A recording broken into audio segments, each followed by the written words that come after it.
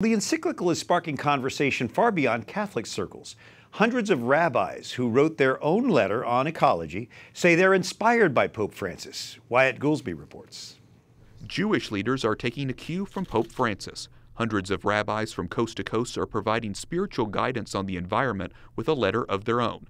We began asking ourselves, what would be a Jewish analog to the encyclical? There is no dominant Jewish figure like the Pope is in the Catholic Church. So we decided that the analog would be a broad rabbinic letter from rabbis of all the streams and denominations.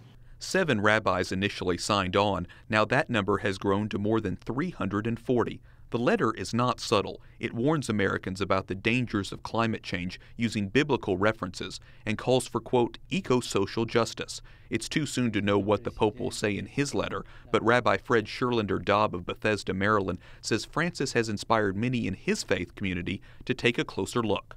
I think much of the religious world has sacred envy for Pope Francis and the kind of message that he's giving and the energy that it's yielding.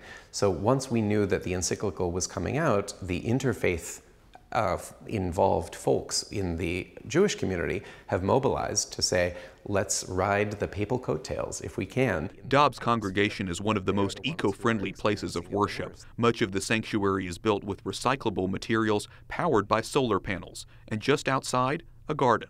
Dobbs says Christians and Jews have a lot in common on this issue. The Bible encourages us to think multi-generationally, even to the 3rd and 4th and 1000th generation. A challenge to all people of faith to be good stewards of the earth. Wyatt Goolsby, EWTN News Nightly. Fascinating. Thank you, Wyatt.